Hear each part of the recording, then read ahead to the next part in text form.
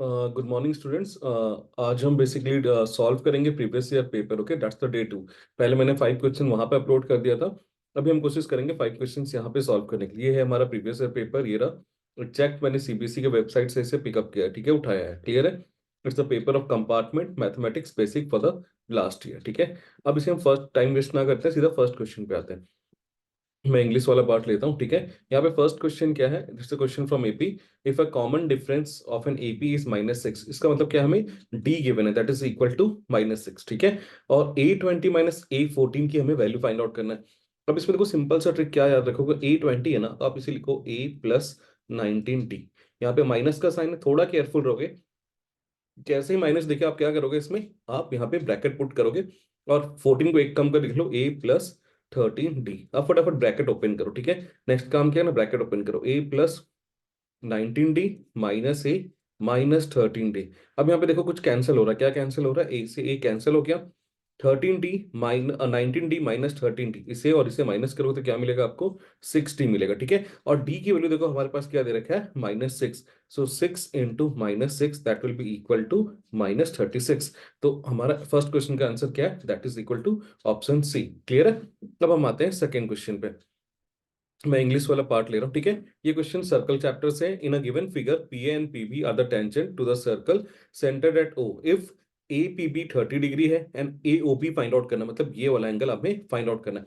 Simple सी बात याद रखना, अगर एक्सटर्नल पॉइंट से, सेम एक्सटर्नल पॉइंट से टेंजेंट पे सर्कल सर्कल पे टेंजेंट ड्रॉ करोगे तो ये दोनों इक्वल होंगे, ठीक है, इक्वल है।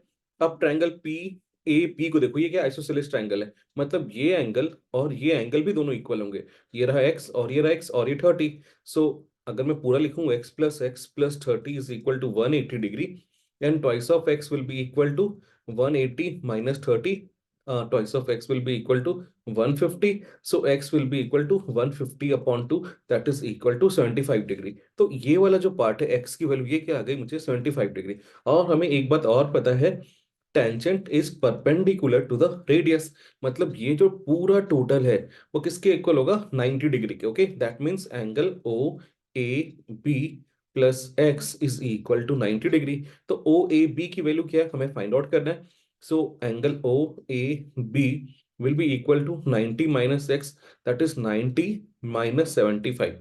किसके इक्वल आ जाएगा? That is equal to 15 degree. ये रहा option B is the correct answer. इसे इस तरह से सॉल्व करोगे, ठीक है।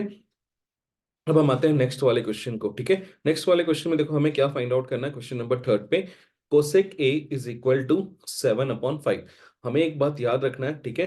कोसेक किसका रेसी कोसेक का रेसिप्रोकल क्या होता है? साइन। अगर मैं पहले इसको मैं साइन में कन्वर्ट कर देता हूँ, ठीक है। ये रहा, मैंने लिखा sine A is equal to 5/7। Clear है? अब देखो बहुत सारे लोग क्या करोगे, ट्रायंगल बनाओगे फिर हाइपोटेन्यूज वो पर बेस फाइंड आउट करोगे, ऐसा नहीं करना। हमें एक और बात पता है, ये मैं यहाँ पे लिख रहा हूँ। tan ए को आप क्या लिख सकते हैं? You can write it as sine A upon cos A, ठीक है, ऐसे लिख सकते हो। और यहाँ पे ऑलरेडी कॉस है, ठीक है। अब मैं इसे रिप्रेजेंट, इस वाले पार्ट को मैं यहाँ पे सॉल्व कर रहा हूँ। tan ए की जगह पे मैंने क्या सब्स्टिट्यूट किया है? साइन ए अपॉन कॉस ए। ये रहा, मैंने लिखा sine A upon cos A, ठीक है। नेक्स्ट पार्ट हमने क्या लिखा? यहाँ पे क्या लिखा हुआ? ऑलरेडी कॉस ए लिखा हुआ है, तो मैंने यहाँ पे कॉस ए लिखा। देखो ये कॉस ए कैंसिल हो गया, तो आपके पास क्या बचा? साइन है, ठीक है। तो आपको सीधा आंसर क्या लिखना है? 5/7। अगर थोड़ा सा स्मार्ट वर्क करोगे ना तो आपको दिक्कत नहीं आएगी, ठीक है। अब आ जाओ क्वेश्चन नंबर 4 पे। क्वेश्चन नंबर 4 बहुत इंपॉर्टेंट है। क्वेश्चन जरूर बेसिक में पूछा है, पर ये स्टैंडर्ड के लिए बहुत ही इंपॉर्टेंट है। मैं ये वाला पार्ट को यहाँ पे इरेज कर रहा हूँ, ठीक है, ताकि मैं इसे यहाँ पे सॉल्व कर पाऊँ। आप जब वीडियो देखोगे तो हो सकता है आपको ये स्लो लगे, तो आप उस समय इसके वीडियो को 1.5 या 1.25 पे करके देखना, ताकि आपका टाइम भी सेव हो। हमें ज्यादा से ज्यादा क्वेश्चंस को हिट करना है, ठीक है। अब इस क्वेश्चन पे देखो हमारा पहला टास्क क्या है। यहाँ पे मार्क्स बिलो दे रखा है, कहीं ना कहीं आप देखोगे तो ये क्या है? Cumulative frequency. ये वाला पार्ट क्या दे रखा है हमें? ऑलरेडी हमें क्या दे रखा है? क्यूमुलेटिव फ्रीक्वेंसी दे रखा है ये, ठीक है। तो अभी से मुझे पहले फ्रीक्वेंसी में कन्वर्ट करना है। तो अब देखो इन दोनों में गैप कितने का है? 10-10 का ना, तो आप इसे 0 से 10 ले लो। मैंने यहाँ पे लिखा 0 to 10, ठीक है। इसे क्या ले लोगे? 10 to 20, 20 to 30, 30 to 40 and 40 to 50, ठीक है। मैंने यहाँ पे एक लाइन ड्रॉ कर लिया। नेक्स्ट आप क्या करोगे, आप फ्रीक्वेंसी देखो कैसे निकलेगा। यहाँ पे क्या दे रखा है, फ्रीक्वेंसी हमें क्या दे रखा है 1, तो मैंने इसके लिए पहले 1 ले लिया, ठीक है। अब 5 में से 1 को सब्ट्रैक्ट करो, क्या आया 4। इसमें से 5, 13 में से 5 सब्ट्रैक्ट करो, क्या आएगा 8। फिर 15 में से 13 सब्ट्रैक्ट करो, दैट इज इक्वल टू 2। और 15 में से 16 में से 1। अब एक काम कर लेना, आगे से बढ़ने से पहले इतना हमें हड़बड़ी में नहीं रहना, इनका एक बार टोटल देख लो क्या आ रहा है। 4 and 1 5, 5 + 8 13, 2 14 15 and 1 16, जो कि इसके टोटल के इक्वल आना चाहिए था, ठीक है।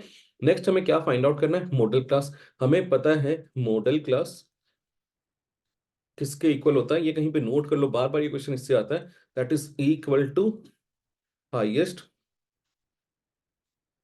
फ्रीक्वेंसी, ठीक है। अब इस वाले पार्ट में हमारा हाईएस्ट फ्रीक्वेंसी देखो कहाँ पे, दैट इज ये 8 वाले पार्ट पे, ये रहा यहाँ पे। तो इसमें क्लास क्या है, 20 to 30, कहाँ है ऑप्शन, ये रहा option C is the correct answer, ठीक है। अब आते हैं नेक्स्ट वाले क्वेश्चन पे, हम मूव करते हैं। ये ना इंग्लिश वाला पार्ट हम लेते हैं। A pair of a linear equation 5x + 4y = 20, another equation is 10x + 8y = 16। ये हमारे पास दो लीनियर इक्वेशन दे रहे हैं। अब आपको ये बताना, then you have to say whether it has no solution, infinite number of solution, unique solution और टू सॉल्यूशंस, ठीक है। आपको ये बताना है, ठीक है। अब हम क्या करते हैं, इस वाले पार्ट को मैं थोड़ा सा डिटेल में चलता हूँ, ठीक है, ताकि मैं आपको रिवाइज भी करा दूं और फिर सॉल्यूशन पे भी आता हूँ। सपोज करो आपके पास दो लाइन है, तो आप क्या करोगे, इस दो लाइन से आप उन दोनों लाइन को इंटरसेक्ट करा सकते हो। ये रहा पैरेलल लाइन ले सकते हो, ठीक है। और थर्ड जो पॉसिबिलिटीज वो है, सपोज करो एक ये लाइन है, ठीक है, और इसके ऊपर आप क्या कर सकते हो, उसको कोइंसाइड करा सकते हो, ठीक है। मैंने एरो नहीं बनाया है कहीं पे, आप अंडरस्टूड समझना, ठीक है। ये सारे अंडरस्टूड है, क्लियर है, कोइंसाइड होगा। अब देखो हमें पता होना चाहिए, अगर इंटरसेक्ट कर रहे हैं that means A1/A2 will not be equal to B1/B2, ठीक है। नेक्स्ट अगर हम बात करते हैं पैरेलल की केस में, ठीक है, इस केस में क्या होगा, A1/A2 will be equal to B1/B2, not equal to C1/C2, ठीक है। अगर हम बात करते हैं कोइंसाइड के केस में, इस केस में इस वाले पार्ट पे क्या होगा, A1/A2 is equal to B1/B2 equal to C1/C2। अब सॉल्यूशन हम कैसे डिसाइड करते हैं, देखो द वे सॉल्यूशन कैसे पता करता है, जहां पे वो इंटरसेक्ट कर रहा है, कितने प्लेस पे it is intersecting, at only one place ना, so its solution for intersecting solution will be unique, और you can say single solution, ठीक है। पर अगर हम बात करते हैं for parallel line, they are not intersecting at any point, that's why there will be no solution, okay, no solution, ठीक है। But in the case of a coincident, यहां पे आप देखोगे एक लाइन दूसरे पे ओवरलैप करे तो हर पॉइंट पे सॉल्यूशन है, ठीक है।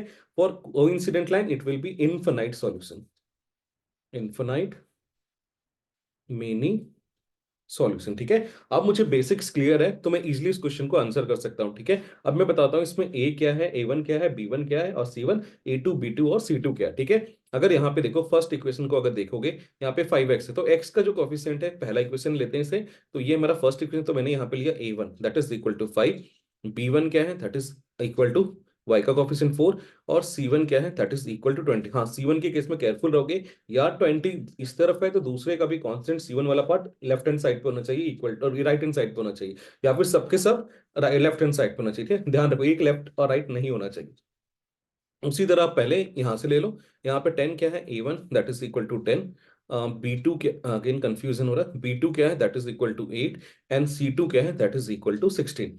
अब पहले चेक करना हमें A1/A2, ठीक है। मैं इसे यहाँ पे चेक कर लिया, ठीक है। A1/A2 is equal to 5/10, simplify करते हैं तो ये आया 1/2, ठीक है। इसी तरह मैंने क्या किया, B1/B2 भी फाइंड आउट किया, दैट इज अगेन 8 इसे इरेज करता हूं, दैट इज इक्वल टू 4/समथिंग, एक मिनट। सो B1 की वैल्यू क्या है, हमें यहाँ पे 4 दे रखा है, और अपॉन में क्या है B2 that is equal to 8। अगर इसे सिंप्लीफाई करोगे it will be equal to 1/2। फिर आ जाओ C1/C2 भी हमें चेक करना है, तो वो क्या है 20/16, ठीक है। तो ये 4 5 and 4 4 that is equal to 5/4। अब यहाँ पे ध्यान से देखोगे A1/A2 is equal to B1/B2 but not equal to C1/C2। कौन से केस पे आ रहा है, इस वाले केस पे, मतलब क्या होगा, नो सॉल्यूशन, ठीक है। ये है हमारा आज का फर्स्ट 5 क्वेश्चन। ठीक, इससे थोड़ी देर बाद में नेक्स्ट 5 क्वेश्चन पोस्ट करूंगा। Thank you.